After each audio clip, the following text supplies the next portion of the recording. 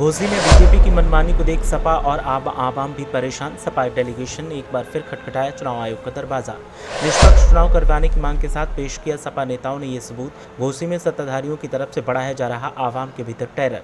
Sapa delegation ने चुनाव आयोग से मुलाकात के बाद देखिए क्या कहा और क्या है चुनाव आयोग का मामले में स्टैंड। क्या वाकई बीजेपी मतदान को प्रभावित करने की कर रही है कोशिश।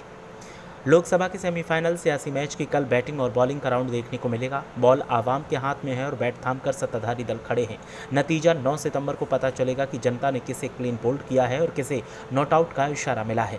लेकिन इस मैच से पहले आरोप, डर और साजिश की आशंकाओं का दौर देखने को मिल रहा है और सपा की तरफ से बीजेपी पर एक बार फिर साजिशन मतदान को प्रभावित करने की कोशिश का आरोप लगाया जा रहा है। समाजवादी पार्टी पहले भी साम दाम दंड भेद की नीति को अपनाने का आरोप लगाती रही है और बीजेपी की तरफ से आम आवाम को डराने का भी आरोप लगाया गया है।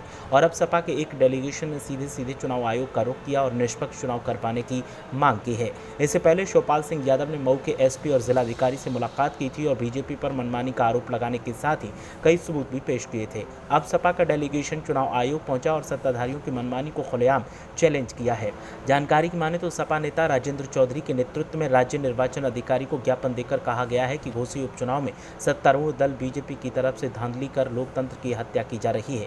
राज्य निर्वाचन अधिकारी को दिए गए ज्ञापन में कहा गया है कि 354 घोसी विधानसभा निर्वाचन क्षेत्र का उप निर्वाचन 2023 में अल्पसंख्यक बाहुल्य इलाकों में सपा और सपा समर्थक मतदाताओं के घरों में पुलिस फोर्स पहुंचकर बिजली की लाइनें काट रही है। पुलिस थाना घोसी में बुलाकर सीओ, थानाध्यक्ष, सब इंस्पेक्टर, कांस्टेबल बीजेपी के पक्ष में मतदान करने के लिए अल्पसंख्यकों समेत सपा समर्थक मतदाताओं को प्रभावित कर रहे हैं। बीजेपी प्रत्याशी के पक्ष में मतदान करने या फिर मतदान में भाग न लेने की हिदायतें दी जा रही हैं। राजेंद्र चौधरी ने कहा कि अधिकारियों को अपनी जिम्मेदारी का एहसास होना चाहिए। संविधान को बचाने की लड़ाई है। घोसी में हो रहे उपचुनाव को लेकर सत्ता पक्ष लगातार अपने पक्ष में मतदान डलवाने का दबाव डलवा रहे हैं और गंभीर स्थिति ये है कि लोकतंत्र में ऐसा कभी नहीं हुआ। वहां पर 400 रेड कार्ड जारी किए गए हैं। प्रशासन ने समाजवादी पार्टी के कार्यकर्ताओं के खिलाफ 400 रेड कार्ड जारी किए हैं। मतदान में हिस्सा न ले सकें, प्रचार न कर सकें, निष्पक्ष मतदान कैसे होगा। ज्ञापन के अनुसार रामपुर और मैनपुरी के चुनावों में भी पुलिस अधिकारियों का इसी तरह से बीजेपी ने अपने हित साधन के लिए उपयोग किया है।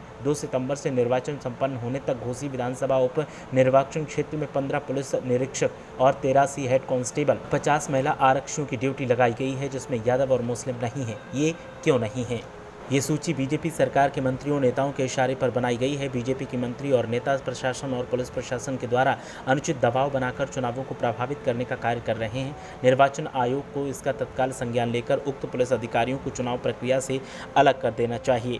राजेंद्र चौधरी ने कहा कि घोसी विधानसभा निर्वाचन क्षेत्र का उप निर्वाचन 2023 में पुलिस प्रशासन, जिला प्रशासन के द्वारा अल्पसंख्यकों, सपा समर्थकों, मतदाताओं को प्रताड़ित किए जाने की शिकायतें जिला निर्वाचन अधिकारी, मुख्य निर्वाचन अधिकारी यूपी, मुख्य चुनाव आयुक्त तो भारत निर्वाचन आयोग नई दिल्ली से की गई है।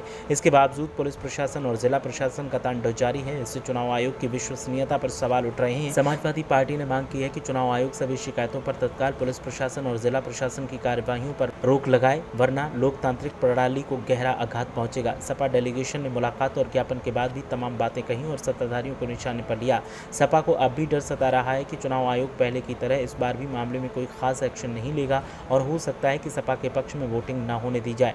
ऐसे में सपा नेताओं ने अपने कार्यकर्ताओं की फौज को भी मैदान में तैनात करने के निर्देश दिए हैं ताकि चुनाव में किसी भी तरह की मनमानी को तुरंत रोका जा सके। ब्यूरो रिपोर्ट, मीडिया हलचल।